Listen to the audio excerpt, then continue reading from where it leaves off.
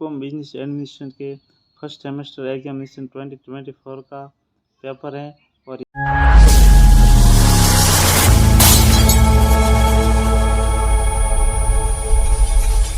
Welcome to my channel CK online.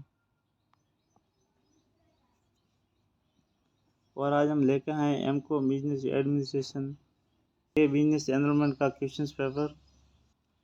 इसमें हम जानेंगे कि बिजनेस एनरोलमेंट में किस प्रकार के क्वेश्चंस पूछे जाते हैं और इस क्वेश्चन पेपर का लेवल क्या होता है, इस बारे में आज चर्चा करेंगे।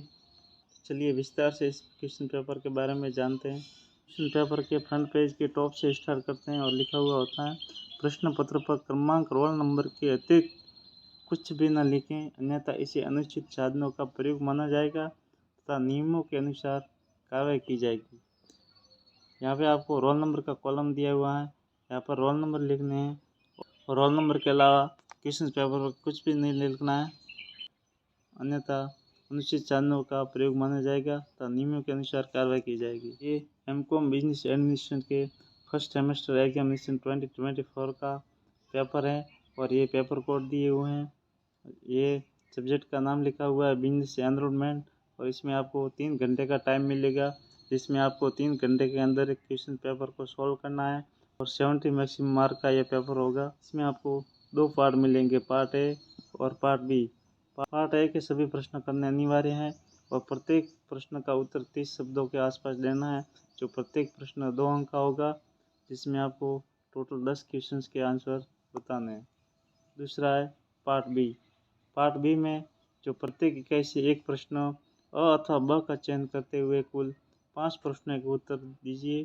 प्रत्येक प्रश्न का उत्तर लगभग 500 शब्दों का हो, प्रत्येक प्रश्न 10 अंक का हो।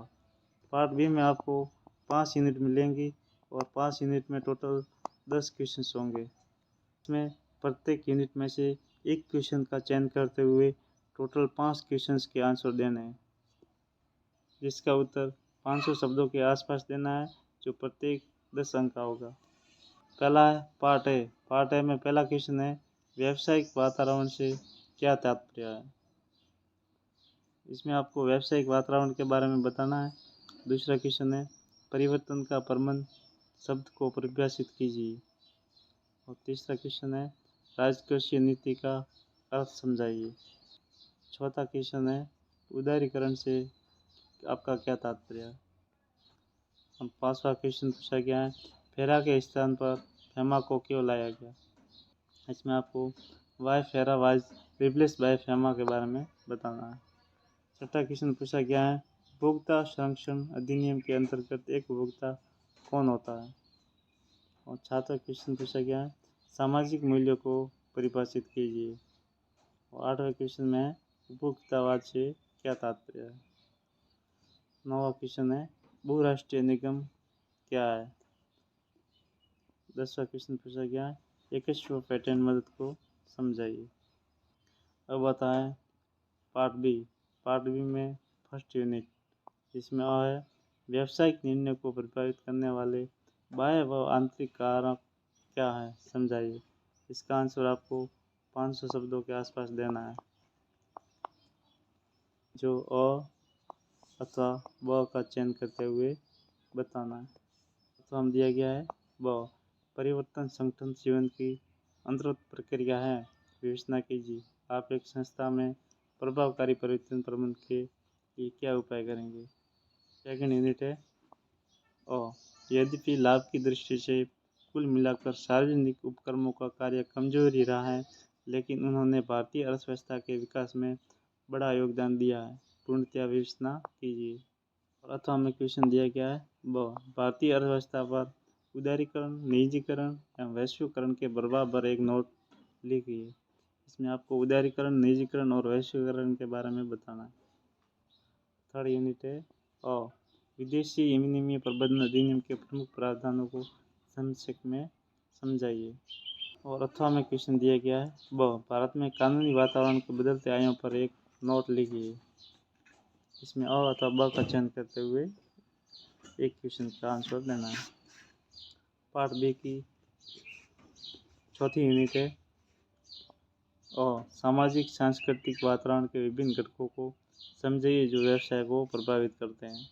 दूसरा क्वेश्चन है ब जो अथवा में इस तरह की स्वीकार्यता बढ़ रही है कि व्यवसाय को सामाजिक रूप से उत्तरदायी होना चाहिए, क्योंकि व्यावसायिक उपक्रम समाज के साधनों का उपयोग करता है तथा अपनी कार्य व्यवस्था हेतु समाज पर निर्भर करता है।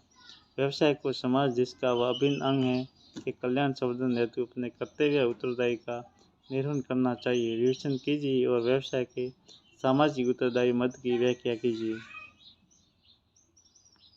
पार्ट बी की लास्ट और अंतिम यूनिट है 5 और प्रौद्योगिकी तकनीकी हस्तांतरण से क्या तात्पर्य है। प्रौद्योगिकी के वातावरण को समझने के लिए किन बातों को ध्यान में रखा जाना है। प्रौद्योगिकी हस्तांतरण की विभिन्न विधियों का विवेचन कीजिए। और अथवा में क्वेश्चन दिया गया है ब निम्नलिखित में से किन्हीं दो पर संक्षिप्त टिप्पणियां लिखिए। एक है अंतर्राष्ट्रीय मुद्रा कोष एवं उसकी भारत के लिए महत्ता। दूसरा है विदेशी सहयोग एवं भारतीय व्यवसाय। तीसरा है भारतीय अर्थव्यवस्था एवं बहुराष्ट्रीय निगम। इन्हीं में से आपको केवल दो का चयन करते हुए आंसर देना है। अगर आपको ये वीडियो अच्छा लगा हो तो वीडियो को लाइक और चैनल को सब्सक्राइब करना ना भूलें और बेल आइकन को ऑन ज़रूर करें ताकि आने वाली नोटिफिकेशन आपको मिलती रहे। तो यह था बिजनेस एनवायरनमेंट का क्वेश्चन पेपर और हम नेक्स्ट वीडियो मिलते हैं किसी और क्वेश्चन पेपर के साथ। तब तक के लिए धन्यवाद।